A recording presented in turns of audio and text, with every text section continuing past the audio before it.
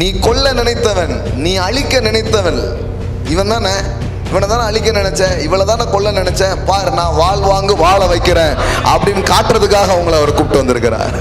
இயேசுவே என் ஆண்டவர் என்று நீங்கள் சொல்லும் பொழுது என்ன நடந்திருக்குது? இருள் உங்க வாழ்க்கை விட்டு விலகுகிறது, ஒளி உங்க வாழ்க்கைக்குள்ளாக வந்திருக்கிறது.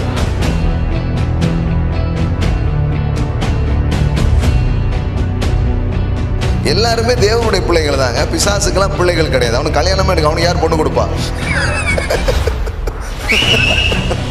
புது வெளிப்பாடா இருக்கு அப்படிங்கிறீங்களா?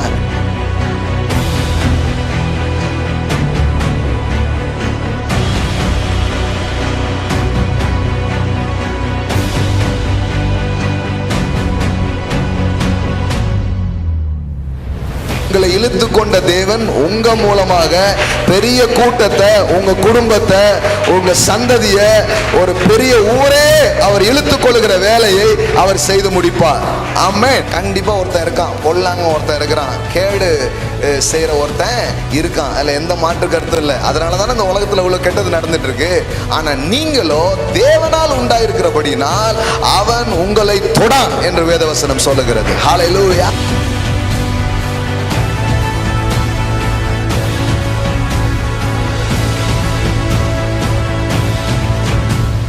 நீங்க தாங்க, உங்க ஏரியாவுக்கு நீங்க தான், உங்க ஏரியால இருக்கிற எல்லா பிசாசையும் துரத்துறதுக்கு உங்களை வச்சிருக்கிறாரு, எல்லா நோயையும் குணமாக்க உங்களை வச்சிருக்கிறாரு.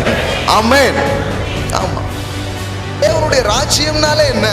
தேவனுடைய ராஜ்யம் ஒரு இடத்துக்கு வந்திருக்குங்கிறத எப்படி சொல்ல முடியும்னா, அங்கு மக்கள் சுகம் அடைவார்கள், அங்கு மக்கள் வாழ்வடைவார்கள்.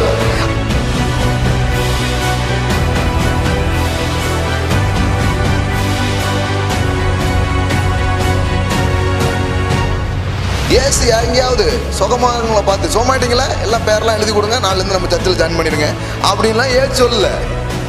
நீ வந்தா வா, வராட்டா போ, உனக்கு கொடுக்குற அளவுக்கு எனக்கு தாராளம் இருக்குது, இந்த வாங்கிக்கோ அப்படின்னு. பிசாசுக்கு வல்லமை இருக்கு, உங்களுக்கு அதிகாரமும் இருக்கு, வல்லமையும் இருக்கிறது. ஆமென். நீங்க போனா அவன் போகணும், கிளம்புனா கிளம்பணும். ஆமென். எஸ்.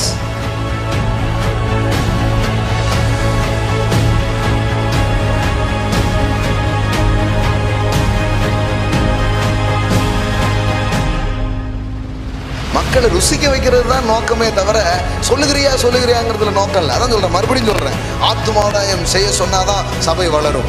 இல்ல, ஆண்டவரை ஜனங்களை ருசிக்க வச்சாலே சபை வளரும். நம்ம ஸ்டாட்டிஸ்டிக்ஸ் எல்லாம் வேற.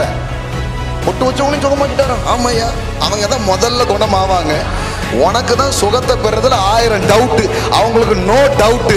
ஏசு ஆக்குவாருன்னு நம்புறாங்க, அவங்க ஆயிடுவாங்க. நல்லா தட்டுங்க, தப்பு கிடையாது. ஆமாச்சி, மீனாட்சி, பேராட்சி எல்லாத்துக்கும் பண்ணுவாரா? எல்லாரும் மேலேயும் அவர் ஆட்சி வரும். எல்லாரும் தேவனுடைய பிள்ளைகளா இருக்கிறார்கள். அதை மனிதன் அறியாமல் பிசாசுக்கும் பாவத்துக்கும் சாபத்திலும் போய் அவன் சிக்கி கொண்டான். அவனை விடுவிக்க தேவாதி தேவனே இந்த பூமிக்கு மனுஷ ரூபம் கொண்டு அவர் இறங்கி வந்தார் என்பதுதான் சுவிசேஷமா இருக்கிறது.